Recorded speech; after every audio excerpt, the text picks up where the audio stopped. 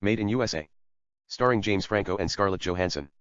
I might have something for James Franco and Scarlett Johansson similar to American Beauty starring Kevin Spacey and Annette Bening. It's titled Made in USA. It might fix few things here and there. Scarlett might be under fire for saying something such and such in good faith. Nevertheless, James plays a man named Kevin who works at a commercial bank as a manager. Kevin has a wife Rachel played by Scarlett Johansson and a stepdaughter Nicole. Rachel is a college professor. She teaches English at the University of Illinois. Nicole is 16. Scarlett could have easily played her sister.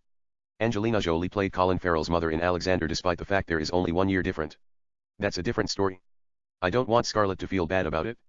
She is in her prime, and can play a 22-year-old girl, who studies literature at UCLA, and falls in love with a young professor like James Franco, and all.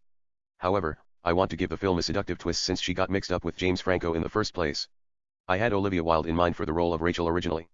I then felt Scarlett can pull it off, too. They are both at the same age. I will write Olivia something else. I don't want people to take a shot at Scarlett for that Time's Up incident. Maybe this will bring James and Scarlett together. She might like it. Let's call Rachel Scarlett, and Kevin James, to get a better picture in our heads. Anyhow, Nicole is at age where a lot of teens experiment with drugs and engage in unadvised sex which might be mentioned in Palo Alto. She's confused. She has to deal with peer pressure, academic expectations, and others. James on the other hand is trying to run a respectable city bank in suburb of Chicago. But the thing is Citibank is one of the shoddiest banks in the world. They were charged abusing the public trust and fined $12 billion by the government. They traded against their own customers for personal gain and used sensitive information entrusted to them to manipulate markets. James is the one who has to deal with those sensitive information and sort things out. But he also knows that's just a slap on the wrist. It is nothing compared to what is really going on behind the scene, including money laundering and embezzlement. The majority of money comes from the sale of illegal drugs or drug traffickers. It's $400 billion business. James is aware of that. He is waiting opportunity to present itself. In the meantime, James has to be there for his wife and stepdaughter. Scarlett had Nicole when she was a teenager. Nicole's father was a rock star. He died of drug overdose. But luckily, she has a supportive family. Not only did they help Scarlett graduate college with honor, but they also took care of Nicole. Later, Scarlett got her master and PhD in medieval English and got a job at the University of Chicago as a teacher. She is in her early 30s. James and Scarlett have been married for 5 years. James sees Nicole as his own daughter. But Nicole has developed a crush on him. Perhaps it has to do with her age. She is going through puberty, has seen her stepfather and her mother having sex in the living room, even watched a couple of sex videotapes that they made amateurishly. She had gone through their stuffs to steal money and stumbled on sex video accidentally on purpose. At the dinner table, Nicole looks at James as if she were lost in her heart. James knows what she is thinking. But he plays it cool. Instead he asks where she sees herself in 4 years. Nicole tells him she wants to be an actress. Scarlett tells Nicole that she is not very good at dealing with rejection and she might as well pursue a different career. But James says that Nicole can write a screenplay, direct and star in her own movie. The bank will finance her film. He encourages her to follow her dream. James tells her she has to remain focused, stay away from drugs and sex, study hard, read a lot of books, and surround herself with success. Not to listen to those negative voices in her head and always do the right things. But Nicole knows that he's just pretending to be a father figure. He has fantasized about her making love to her, even masturbated in the shower. Every person that she has met wants to fuck her. He is not different. She has reached puberty faster than a lot of girls in her age. She developed breasts when she was 14. It could also be choices that she has made. She is promiscuous, lost her virginity in 8th grade. Her nickname used to be Lana Turner. She was with a group of students, who were considered cool kids. They locked themselves in classroom and had sex wearing S&M and leather. They videotaped it in the reminiscence of Madonna's Justify My Love and posted in the web. Nicole is suspended indefinitely. She enrolled into a different school and changed her style into dark but seductive. In the meantime, Scarlett has noticed her daughter behavior and James' attraction toward Nicole. But Scarlett has her own secret. Not only is she having an affair with a professor named David at the English department, but she is also involved in lesbian sexual relationship with one of her students named Jessica. She has never told to anyone, even to her shrink. Yet James doesn't care less. He has his own vice as well. He has a Vietnamese mistress named Tina. They have engaged in all kinds of explicit sex. They have fucked while doing cocaine, ecstasy, methamphetamine, speed, and Viagra. They did all sort of sadomasochistic sex. He also pays her rent and takes care of her insurance and a couple of bills. Tina is actually a stripper. She takes Scarlett's English class at the University of Illinois part-time. Later at the bank, opportunity presents itself. Carlos, played by Benicio del Toro, an associate to a Mexican drag lord named Copper de Mayo, approaches James and asks him to transfer money through several countries to obscure where the money come from. It's money laundering. It's simple. Works like this. There is placement, a drug deal deposits cash, millions, in the bank. Banks are required to report high-value transaction. But they usually do not. Instead there is layering. The bank sends the money through various financial transactions to change it to clean. And make it difficult to follow, for insistent putting the money into various banks. Or bank-to-banks transfer, wire transfers between different accounts in different names in different countries. They make constant deposits and withdrawals or changes the amount of money in the account. Or they purchase expensive items like house, boats, car, jets, which later they will change into some sort of money. It's to make the original dirty money impossible or difficult to trace. Then at the integration, the money resurfaces in the mainstream economy in legitimate form. It appears to come from a legal transaction. James takes the dirty money $54 million, sets up various accounts and makes it legitimatized and completes the money laundering process. Later, at dinner table, James, Scarlett, and Nicole discuss about what directions they're heading. Nicole starts dating a 26-year-old African-American college student named Roger. James and Scarlett do not approve it. James tells her it's illegal. Roger will go to prison. Scarlett tells him Nicole lies about her age. James says he's black. He doesn't give a fuck about her age. Nicole accuses him of being a racist. He tells her that he's not a racist. Even if he were a white boy, he would not have cared if she is 16 or 24. She is an attractive young woman. In front of Scarlett, Nicole asks him if he would fuck her. James and Scarlett don't know what to make of this. Scarlett is upset at James and asks him if anything is going on between him and her daughter. He calmly tells her Nicole is confused. It's typical for a girl at her age to be rebellious. They should talk to her as if she were their best friend instead of trying to communicate with her as her parents. That's why most parents lose their kids to drugs and sex. They try to parent them like God. Thou shalt not do this and that. They will eventually rebel like the devil and his fallen angels. Rather let them make mistake. Instead parents should learn from their children's mistakes and save them from corruption at any cost. And always be there when they need them the most. Scarlett says Nicole is rude. They should start grounding her. James says there is no grounding in this house. They are smarter than that. Scarlett says she is her mother. This kind of behavior is intolerable. James tells her that he wishes he had provided sperm during the making of Nicole but it didn't happen. Regardless, he is her father now. He loves her to death.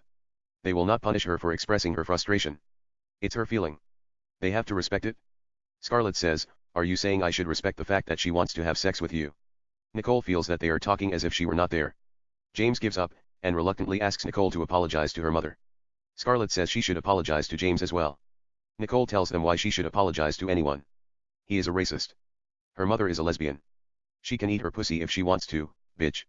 Nicole tells James you should fuck her in the ass once in a while for a change. She will stop acting like a saint. She gets up and leave. Scarlett's heart stopped for a few seconds.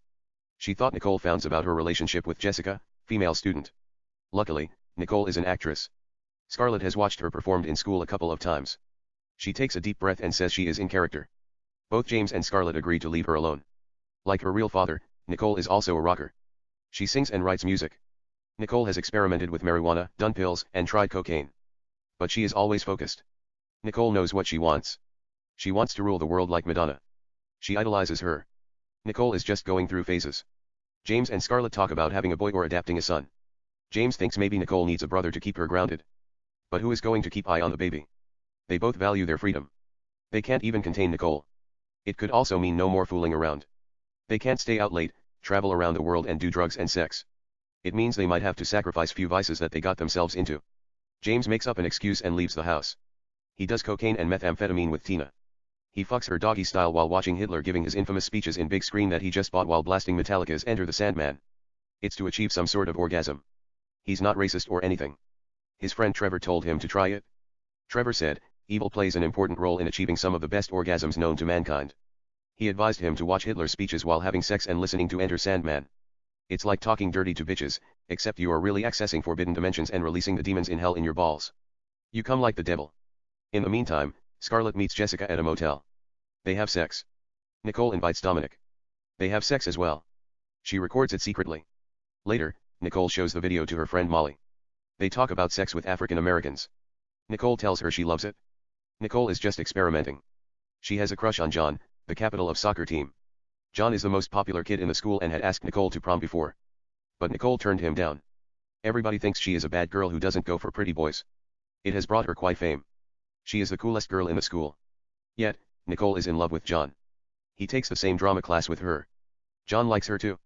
She's very talented, not to mention extremely sexy, way beyond her age, and dead drop gorgeous. Yet, Nicole has a lot of demons at such young age. She thinks that God casts Satan and all the fallen angels in her heart. Nicole likes to paint her hair black red, puts a black red lipstick and wears black red clothes. She also applies deep black red and violet makeup on her eyes. She has amazing sense of style. It makes her look like she is out of this universe. They call her Sin. Like I just mentioned earlier, they all want to have sex with her, even the teachers. She is possessed. People can't help turning around and checking her out. Later, she invites her parent to high school for As You Love It that she wrote and stars with John. It's loosely based on Shakespeare's As You Like It. James is developing a feeling toward his stepdaughter. He couldn't take his eyes off her during the performance. He is dreaming of her as if she were performing particularly to him, Dance of the Seven Veils like Salome. After the show, James, Scarlett, and Nicole sit and have a dinner at a 5-star restaurant to celebrate her success. James tells Nicole that was the best performance he has ever seen in his life. She is a star. They should move to Hollywood and focus on her career. It's just a compliment. Scarlett thought she was amazing as well. She praises her performance. But Nicole knows she got James where she wants him. James keeps looking at her eyes and breasts. That night James comes to Nicole's room without a single drop of cloth and stands at her door. She hears him. She gets up and opens the door just a little bit. He doesn't try to hide. He wants her to see him. But Nicole plays it cool. She opens the mirror closet, removes her underwear and touches her private part. She then puts the chair in the middle and bends for him, so he could see her ass and vagina in the mirror. He begins to masturbate standing at door. Nicole then sits on the chair and begins to finger herself too. She could see him masturbate in the mirror. James then comes inside her room, on the floor, between the openings and goes down on his knees in climax spasm. James then gets up and turns around and returns to his room. Scarlett is half sleeping. She doesn't say anything. Nicole cleans it with her t-shirt and throws the t-shirt away. In the meantime, at work, James continues to involve in illegal activities at the bank. He is very good when it comes to money laundering. He creates a new method called virus. He creates fake internet business accounts. He places the money on the accounts, and brings it back. It attracts a lot of drug dealers. Benchio brings him a couple of clients. James makes their dirty money clean as snowflakes in Christmas morning. It also draws FBI's attention. They ask him few questions. But he tells them to prove it. He hasn't done anything illegal. Then one afternoon, James comes home and finds Nicole nude. James tells her to put on her clothes. He's her father. She must listen to him. Nicole takes his hand and makes him touch her clitoris. She notices his hard-on, touches his private part, opens his pant, goes down with her knees, and gives him a blowjob. Nicole then gets up and kisses him. They kiss with tongues. He removes his cloths nude. They kiss more intimately and have sex in the living room. They fuck a couple of times secretly behind Scarlett. He is addicted to her. Nicole just loves sex. They have sex in the middle of the night while Scarlett is sleeping. They have sex in the shower in the morning as soon as Scarlett leaves to work. They make love at his office. They fuck in school. Later, while sitting at dinner table in house, they pretend there is nothing between them even though it's obvious that Nicole keeps looking at him. Nicole usually sits at the table without underwear. As soon as Scarlett gets up and walks to the kitchen, she shows him her private part or sticks her finger in her vagina and makes him suck her finger. James and Scarlett have a talk. They used to be mad about each other. Scarlett asks him what is happening to them. James tells her he still loves her more than life itself. They agree to see marriage counselor. James and Scarlett explain their problems, misunderstandings and confusions to marriage counselor named Tim who is specialized on holy matrimony. Tim advises James and Scarlett to take vacation and make love as often as possible. James and Scarlett come to Europe. They visit Amsterdam, Berlin, London, Paris, Venice, etc. They make love as often as possible. They then return home and continue to fix their marriage through sex. In the meantime, James continues to carry on an affair with Nicole. Next, Scarlett finds out she is pregnant. She thinks she should wait before she tells James about it. Scarlett does not want to ruin what seems to be a perfect marriage in her mind. Scarlett then finds out it's a boy. She decides to tell James. Scarlett shows him the picture of 2.5 months baby taken from a sonography. James seems to be happy and supports her. They shop all kinds of baby goods. Later, James tells Nicole at the kitchen he can't carry on the affair. He loves Scarlett more than life itself. And doesn't want to hurt her anymore. They are having a baby. It must end now. Nicole removes all her clothes and tells him to make love to her for the last time. James hesitates and says we shouldn't do it. She opens his pant and gives him oral sex. He removes all of his clothes, bends her and fucks her in the pussy, doggy style, against the kitchen table. She is making all kinds of sounds like a porn star. Nicole then tells him to fuck her in the ass. James opens the kitchen drawer, grabs a cooking oil, pours it on her butt, insert his dick in her butthole and begin to fuck her in the ass. Scarlett returns home due to headache from pregnancy and catches James fucking her daughter in the ass. James tries to apologize to Scarlett. She forgives him as if nothing happened. Scarlett tells him she is not going to let her daughter come between them and the baby. Nicole is a slut. Later, Scarlett poisons James with something, which she mixed it with Viagra. It doesn't kill him right away. He is on the living floor fighting for his life. Scarlett grabs a kitchen knife and strips his cloths. He has his hard on due to the Viagra. Scarlett takes off her underwear. She removes her cloths nude. She is 3 months pregnant. Her belly doesn't show any sign of pregnancy yet. Regardless, she gives him a blowjob, and gets on top of James. She kisses his lips passionately, puts his penis in her vagina with her hand, and begins to have real sexual intercourse with him while he is dying. It is one of the most disturbing scenes in the history of motion picture. She is into it. James can neither move a muscle nor breathe. He's on the highway to hell. Foam is coming out of his mouth. Scarlett says all sort of things in madness and cuts her stomach, thinking she is killing the baby, while making all kind of sexual sounds as she continues to fuck him. Scarlett then stabs him multiple times as she reaches orgasm like Sharon Stone in Basic Instinct. It's sick. She is covered with blood. Scarlett continues to have sex with James after he dies, while stabbing him. Nicole stands at the living room entrance and watches her mother in shock. In the meantime, FBI officials come to arrest James and find him dead. They arrest Scarlett instead. The doctor patch up her wounds. They put her into mental institution. Meanwhile, Scarlett decides to have the baby but suffers from miscarriage. Nicole moves to Los Angeles with her film star Aunt Jennifer in Beverly Hills. She lies on her back next to swimming pool while suntanning and smoking cigarette. She is only wearing bikini that barely cover anything. Jennifer's film director boyfriend Carson approaches her and asks her if she is interested in acting. She doesn't respond. She kills her cigarette, gets up, removes her bikini, and jumps into the swimming pool naked and swims. Carson looks at her butt and wonders if she is for real. She turns around and swims backstroke. He sees her private part and thinks she is something. Nicole continues to swim. The end.